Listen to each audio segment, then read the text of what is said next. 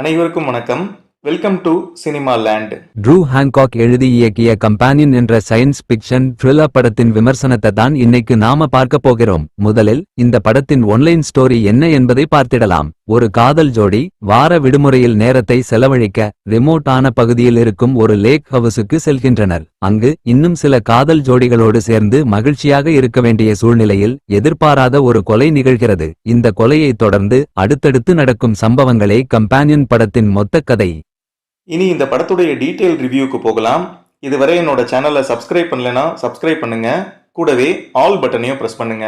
படத்தின் ஆரம்பத்தில் ஜோஷ் மற்றும் ஐரிஸ் என்ற காதல் ஜோடி வார விடுமுறையில் நேரத்தை செலவழிக்க நண்பர்களுடன் சேர்ந்து ரிமோட் லொகேஷனில் இருக்கும் ஒரு அழகான லேக் ஹவுஸிற்கு செல்கின்றனர். ஐரிஸ் தான் இந்த படத்தோட ஹீரோயின். இவர்கள் குழுவில் எலை மற்றும் பேட்ரிக் என்ற இன்னொரு காதல் ஜோடி, ஜோஷின் பழைய தோழி காட் மற்றும் இவர்கள் தங்கியுள்ள வீட்டின் உரிமையாளராகிய செர்கேய் ஆகியோர் உள்ளனர். மொத்தம் 5 பேர் இந்த வீட்டில் இருக்கிறார்கள். இந்த வீட்டின் உரிமையாளரான செர்கேய் ரஷ்யன் மாஃபியாக்களுடன் தொடர்புடையவன். அதோடு சட்டத்திற்கு புறம்பான வேலைகளை ரகசியமாக செய்யும் ஒரு பெரிய பணக்காரன்.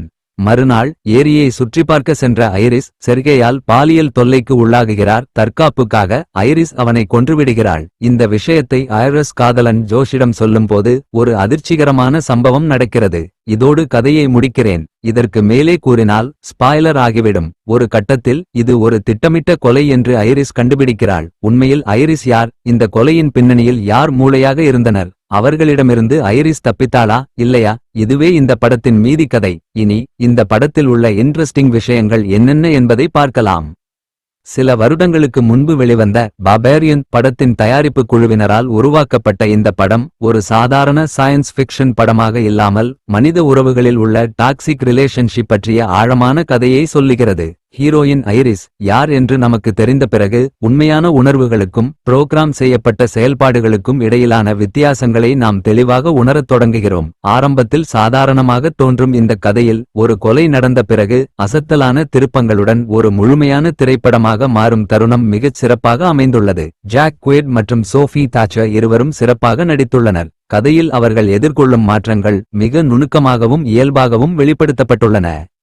இந்த படத்தில் த்ரில்லர், காதல், நகைச்சுவை மற்றும் சில ஹாரர் அம்சங்கள் ஐடென்டிக்கலாக கலந்துள்ளன. இது ஃபில்ம் நோயர் ஸ்டைலில் அமைந்திருந்தாலும் ரசிக்கத்தக்க நகைச்சுவையையும் கொண்டுள்ளது. இலி பான் என்பவர் படத்தின் ஒளிப்பதிவை கவனித்துள்ளார். மேலும் ரிஷி கே ஷர்வே என்பவர் இசையமைத்துள்ளார். கதையின் முக்கியமான அம்சங்களில் ஒன்று ஒருவரது உண்மையான இயல்பை கண்டுபிடிப்பதையும் காட்டுகிறது. படத்தில் இருக்கும் திருப்பங்கள் மிகவும் ஸ்ட்ரேஞ்ச் ஆகவும் அதே நேரத்தில் அதிர்ச்சியூட்டுவதாகவும் இருந்தன. இப்போதைக்கு இந்த படம் தமிழ் டப்பிங்கில் இல்லை. தரமான திரைக்கதை, நகைச்சுவை, காதல் மற்றும் பரபரப்பான த்ரில்லர் அம்சங்கள் இந்த படத்திற்கு சிறப்பு சேர்த்துள்ளன. மொத்தத்தில் science fiction, horror, psychological thriller வகை படங்களை விரும்பி பார்க்கும் ரசிகர்களுக்கு இந்த படம் மிக விருப்பமானதாக இருக்கும். மீண்டும் ஒரு நல்ல படத்தோட உங்களை நான் சந்திக்கிறேன். இந்த வீடியோ உங்களுக்கு பிடிச்சிருந்தா லைக் பண்ணுங்க. மறக்காம என்னுடைய சேனலை சப்ஸ்கிரைப் பண்ணுங்க. நன்றி, வணக்கம்.